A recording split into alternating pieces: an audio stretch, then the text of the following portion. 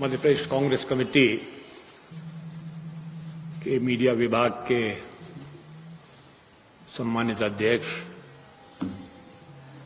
कांग्रेस के अत्यंत वरिष्ठ नेता हमारे आदरणीय जितेंद्र शर्मा जी और संतोष सिंह जी, राजकुमार सिंह जी, मिथुन अहिरवार जी और आज पत्रकार वार्ता में उपस्थित इलेक्ट्रॉनिक मीडिया, प्रिंट मीडिया ये सभी आदरणीय सम्माननीय हमारे साथियों का है। इस दृष्टि से कि कोई भी दल का विधायक, कांग्रेस का विधायक अपने नेताओं से चर्चा करके प्रदेश अध्यक्ष जीतू पटवारी जी, प्रतिपक्ष के नेता हमारे सम्मानीय उमंग सिंगार जी और अन्य दल के हमारे साथी विधायक सबसे चर्चा करके एक विधेयक, निजी सदस्यों वाला विधेयक, प्राइवेट मेंबर्स बिल इसे कहते हैं, हमने विधानसभा में पेश किया है। सभी औपचारिकताओं को पूरा करके समय सीमा हमने इस सत्र के काफी दिन पहले, जितनी जरूरत होती है, हमारे जो प्रमुख सचिव जी हैं उनको दे दिया था और पावती में हमारे पास, यानी कि एक बिल, प्राइवेट मेंबर्स विधेयक हमने दाखिल किया है। मैं आप सबको बता दूं कि जैसा कि मुकेश जी ने कहा, जो अहम जिम्मेदारी और सबसे महत्वपूर्ण जिम्मेदारी किसी भी विधायक की होती है, किसी भी सांसद की होती है, वह होती है कानून बनाना, बजट की समीक्षा, सरकार के खर्चों पर नजर और फिर बाहर थोड़े से और काम होते हैं, लेकिन प्रमुख काम विधायक के यही होते हैं। लेकिन समय काल में जब से हमारी विधानसभा बनी, मध्य प्रदेश में अभी निकट भविष्य में 30-35 सालों का लेखा जोखा है मेरे पास, किसी भी विधायक ने सरकार के अलावा कानून बनाने के लिए कोई विधेयक प्रस्तुत नहीं किया। हर विधायक का अधिकार, हमारा जो संविधान है उसका अनुच्छेद 196 हमको अनुमति देता है कि हम उसको प्रस्तुत कर सकते हैं और विधानसभा के अध्यक्ष के अधिकार, जो स्थायी आदेश हैं 25(1) के तहत ये प्रस्तुत होते हैं। और जैसा कि नाम है विधायक और विधेयक पर्यायवाची है, विधायक है विधेयक, तो हमने ये विधेयक प्रस्तुत किया है। इसकी जो अवधारणा है या मूल मंशा है, वो हमारा संविधान जो कहता है, हालांकि कोई आर्टिकल नहीं है स्पेसिफिकली, लेकिन हमारा देश जो है, बुनियाद है हमारे संविधान की, वो एक वेलफेयर स्टेट पर है, यानी भारत कल्याणकारी राज्य होगा है। ये संविधान में इसका काफी कई धाराएं हैं, directive principles of the state policy, उसमें आर्टिकल 38, 39, 41, 42, 43, 47 ये सारी बातें कहती है। और फिर आर्टिकल 21 वो राइट टू लाइफ, इसकी बात करता है, जिसमें स्वास्थ्य, शिक्षा, गरिमा से जीने का अधिकार आदि आदि चीजें इसमें आती हैं। अब रहा सवाल इस विधेयक के बारे में, तो जैसा कि आप सभी जानते हैं कि कहा गया है कई तरह के सुख होते हैं, पहला सुख होता है निरोगी काया, और दूसरा है घर में माया, हो माया, और 2-3 और हैं, इसके साथ मैं उनका उल्लेख नहीं करना चाहूंगा, वो प्रासंगिक नहीं है।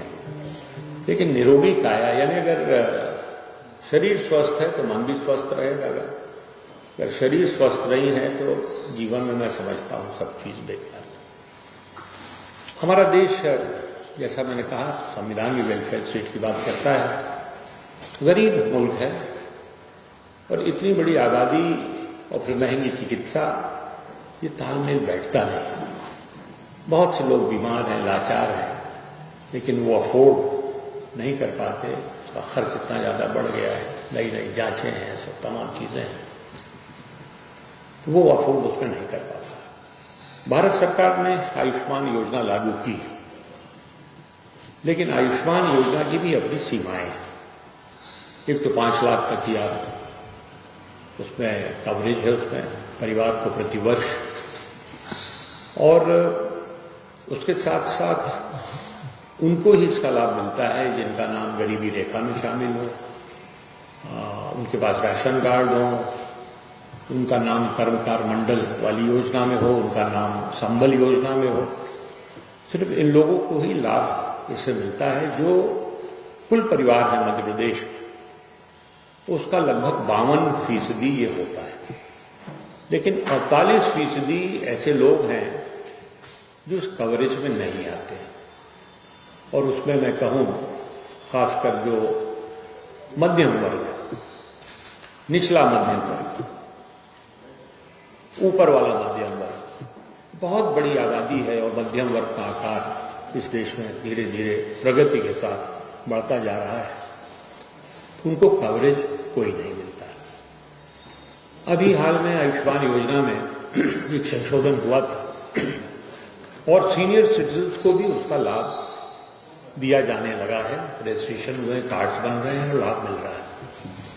यानी 70 वर्ष से ऊपर जो भी नागरिक प्रदेश के, देश के, उनको सबको ये कवरेज 5 लाख तक का मिल रहा है। लेकिन इसमें कोई बंधन नहीं है, न वर्ग का बंधन है, न जाति का बंधन है, न धर्म का बंधन है, और ना ही आय का बंधन है। आय का बंधन भी नहीं है उसमें, बशर्ते आप 70 वर्ष के। यहीं से मेरे दिमाग में ये बात आई कि अगर 70 वर्ष के ऊपर के लोगों को हम पूरा स्वास्थ्य कवरेज दे सकते हैं, 5 लाख तक दे सकते हैं, तो क्यों नहीं उससे कम उम्र के लोग हैं, बहुत बड़ी आबादी है। लगभग अगर हम 70 वर्ष के ऊपर को लोगों को निकाल दें तो भी करीब करीब 44-45%, वैसे 48% है, लेकिन 70 वर्ष के ऊपर के लोगों को अगर निकाल देंगे तो करीब 45% आबादी जो है वो बिल्कुल तरह से उसके पास कोई साधन नहीं है, और कोई बीमार हो जाए और गंभीर बीमारी आ जाए, 5 लाख, 10 लाख, 12, 15 खर्च करने पड़े, तो मैं तो समझता हूं किसी भी मध्यम वर्ग के परिवार की रीढ़ टूट जाती है, वो कर्जदार हो जाता है सालों वर्षों तक। ये जो मेरा बिल है, विधेयक जो मैंने पेश किया है, स्वास्थ्य विभाग की चर्चा हुई सदन में, बजट का भी पास हुआ है, आप सब जानते हैं। तो मैंने प्रथम वक्ता के रूप में पार्टी दल की तरफ से विस्तार से इस बिल के बारे में, जो शायद आपके पास भी मिल गया होगा, उसका प्रारूप जो है या उपलब्ध करा देंगे। विस्तार से हमने इस पूरे बिल के बारे में विधानसभा में चर्चा की है, रिकॉर्ड में भी आ गया। अब इसमें जो मुख्य मेरा उद्देश्य है इस कानून को बनवाने में, जो हमारा लक्ष्य है वो यह है कि कवरेज सबको मिले, बिना आय का बंधन, बिना जाति, वर्ग, धर्म, ये सारी चीजें हैं, इसमें कोई भेदभाव ना हो।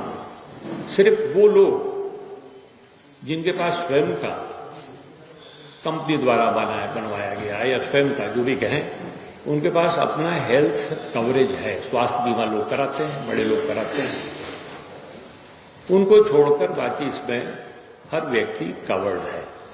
तो ये मूल हमारा बिल है, और आपको हम बता दें, दुनिया में बहुत सारे देश हैं जहां ये कानून लागू है। यूरोप में आप देखेंगे Sweden, Finland, Norway, Germany 15 lakh रुपए प्रति वर्ष प्रति परिवार उसको राशि की इजाजत हो। और यदि गंभीर बीमारी है जैसे ट्रांसप्लांट्स, अब मान लीजिए किसी की किडनी खराब हो जाती है या लिवर ट्रांसप्लांट कराना पड़ता है तो परेशान हो जाता है व्यक्ति। 20 लाख 25 लाख का खर्च आता है। तो इन गंभीर बीमारियों के लिए 25 लाख तक का कवरेज उसे मिले, ये मूल है हमारे विधेयक का। और इसकी जो फंडिंग है इसको टाई अप किया जा सकता है बीमा कंपनियों से। पंजाब सरकार ने अभी किया है। हमने जब शुरुआत कर दी थी इसको बनाने की, ड्राफ्ट करने की, उसके बाद आया पंजाब सरकार का, लेकिन आ गया 10 लाख तक का कवरेज पंजाब सरकार दे रही है अपने सभी नागरिकों। और पंजाब में लगभग 3000 करोड़ का उनका अनुमान है कि वर्ष में इतना खर्च आएगा। तो मैंने एक अनुमान मोटा लगाया है कि मध्य प्रदेश का आकार देखते हुए, संख्या देखते हुए, जो अभी अनकवर्ड है, जो लाभ नहीं पा रही है, वो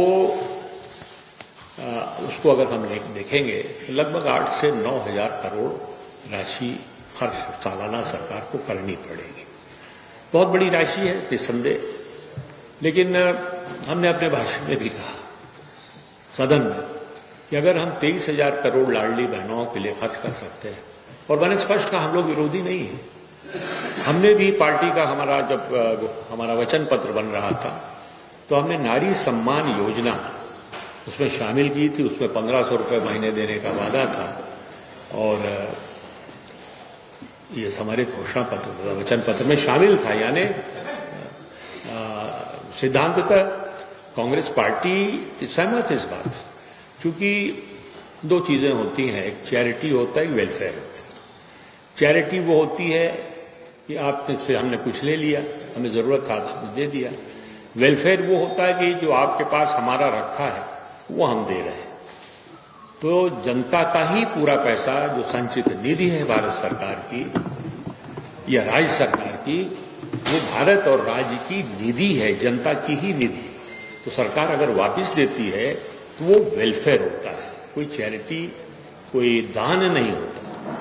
तो लाडली बहना में 23,000 आप खर्च कर रहे हैं करोड़, 9,000 करोड़ ये भी सही। और मैंने यहां तक कह दिया कि अगर इसके लिए आप लोन लेते हो तो लोन लेने पर मैं विरोध नहीं करूंगा आपका सदन में। मैं अपने साथियों से भी कहूंगा कि इस मत के लिए विरोध मत करो। यह अति आवश्यक चीज है जो जीवन से जुड़ी हुई है लोगों की। तो मेरा यही मूल कहना है। और वर्तमान में आबादी हमारी विभिन्न योजनाओं के तहत स्वास्थ्य की सुविधाओं का लाभ लेती है। गरीबी रेखा के नीचे संबल योजना में, कर्मकार परिषद में आदि आदि 48% आदिवासी आबादी ऐसी है और जिसमें मध्यम वर्गीय परिवार, अपर मिडिल क्लास और लोअर मिडिल क्लास, तीनों की बहुत बड़ी आबादी है जिसकी कहीं कवरेज नहीं है स्वास्थ्य चिकित्सा सुविधाओं में। मैं राजेंद्र सिंह जी को बहुत धन्यवाद दूंगा कि इस वर्ग के बारे में राजनीतिक रिलीफ की दृष्टि से उनके आर्थिक, सामाजिक और जीवन उपयोगी विषयों को लेकर ज्यादा सोचा नहीं जाता। मध्यम वर्गीय परिवार इस देश में सबसे ज्यादा तकलीफ में है और अगर किडनी खराब हो जाए, दुर्योग से लीवर खराब हो जाए या कोई ऐसी सर्जरी आ जाए जिसमें ज्यादा पैसा खर्च होता है तो आप समझो कि परिवार की दुर्गत हो जाती है। ऐसे जीवन उपयोगी स्वास्थ्य को हमारी योजनाओं का अनिवार्य अंग बनाया जाए, ऐसे गंभीर विषय को लेकर ये विधेयक सरकार के सम्मुख माननीय विधायक जी ने रखा है, राजेंद्र सिंह जी ने रखा है। मैं उनको धन्यवाद देता हूं कि जीवन को स्पर्श करते हुए सवालों पर आसपास राजनीति को केंद्रित करने की प्रथा ही खत्म हो गई है। आज तो ये चल रहा है कि पुल पुलिया का नाम बदल दो, रेलवे स्टेशन का नाम बदल दो, मोहल्ले का नाम बदल दो, योजनाओं का नाम बदल दो, रेलवे स्टेशनों का नाम बदल दो, विश्वविद्यालयों के नाम बदल दो, शिक्षा संस्थानों के नाम बदल दो, और अब तो मुझे लगता है कि खुद की भी बल्दियत नेता बदल देंगे। इसका समय जल्दी भारत में आने वाला है। अब आप कल्पना करो कि महात्मा गांधी का ही नाम बदल दिया, राष्ट्रपिता का, तो इसका मतलब है कि देश की बल्दियत बदलने पर लोग उतर आए हैं। ऐसे संक्रमण काल में ऐसे जनोपयोगी और जीवन को स्पर्श करते हुए विषय को आपके सम्मुख रखकर अपने वास्तविक कर्तव्य का निर्वहन करने का जो प्रयत्न किया गया है बहुत उपयोगी है, और जनता के सम्मुख जब ये जाएगा तो लोग कहेंगे कि वास्तव में राजेंद्र सिंह जी जिस उद्देश्य से जनप्रतिनिधि बने हैं उन्होंने उस उद्देश्य की पूर्ति के लिए ये पहल की है। अब आप जो भी सवाल पूछना चाहें एक एक करके पूछिए। स्वास्थ्य का अहम समस्या है हर व्यक्ति के साथ, और वो व्यक्ति जो अफोर्ड नहीं कर सकता उसके लिए तो एक पहाड़ जैसा हो जाता है जब कोई गंभीर बीमारी आ जाती है। तो उसी में राज्य की तरफ से पहल हो और राज्य अपना कर्तव्य निभाए, क्योंकि संविधान की अवधारणा कल्याणकारी राज्य के ऊपर है, और कल्याणकारी राज्य में शिक्षा का अधिकार, स्वास्थ्य का अधिकार, जीवन यापन का अधिकार, ये सारी चीजें हैं उसमें। तो उसी को पूरा करने के लिए हम ये विधेयक लेकर आए हैं, और ये विधायक की एक जिम्मेदारी भी है और हमारी पार्टी की मंशा भी है कि ऐसी चीज आए। अपने दल की नीतियों के अनुसार ही हम लाए। निजी मेंबर्स बिल है और ये हमें अनुमति देता है। संविधान की धारा 196 आर्टिकल 196 वो उसमें इसका उल्लेख है, और स्पीकर हमारे जो है विधानसभा के, उनका स्थायी आदेश 25(1) उसके तहत ये लाया जाता है। वो बिल हम लेकर आए हैं, और उसमें जो महत्वपूर्ण चीज है, सबसे बात है, महत्वपूर्ण विषय है, वो ये है कि आयुष्मान है अभी, लेकिन वो सिर्फ उन लोगों के लिए है जो निम्न आय वर्ग के हैं, जिनका नाम गरीबी रेखा सूची में है, जिनके पास राशन कार्ड हैं, जिनका नाम कर्मकार मंडल के मजदूरों वाले की सूची में है या संबल योजना में है, बाकी दूसरों के लिए नहीं है। तो बहुत बड़ी आबादी है, जैसा मैंने कहा अपने उद्बोधन में, लगभग 48% आबादी है जो आयुष्मान से कवर्ड नहीं है। अभी सरकार ने 70 वर्ष के ऊपर जो सीनियर सिटीजन्स, उनके लिए छूट दी है और रजिस्ट्रेशन शुरू किया है, कार्ड भी बन रहे हैं। उनको भी ये 5 लाख तक का लाभ, और उसमें कोई भेद नहीं है, ना आय का भेद है, ना जाति, ना वर्ग, कोई भेद नहीं। इसी तरह से हमारा जो प्रस्तावित विधेयक है, बिल है, उसमें भी बिना भेद के जो भी नागरिक है मध्य प्रदेश का और वो लाभ चाहता है स्वास्थ्य का, तो उसको 15 लाख रुपए उस परिवार को प्रतिवर्ष स्वास्थ्य सुविधा दी जाए। बिल में प्रावधान है। और अगर गंभीर बीमारी है, ट्रांसप्लांट उसे चाहिए, किडनी, लिवर आदि, उसके लिए 25 लाख तक की सुविधा है। ये हमारे बिल में समावेश है इसका, और कोई बंधन न हो। तो बुनियादी तौर से हमारा बिल यही है। आपके राज्य की खबरें, आपके शहर की खबरें सबसे पहले जानने के लिए देखते रहें अमर उजाला। चैनल को सब्सक्राइब जरूर कर लें और पाएं हर अपडेट।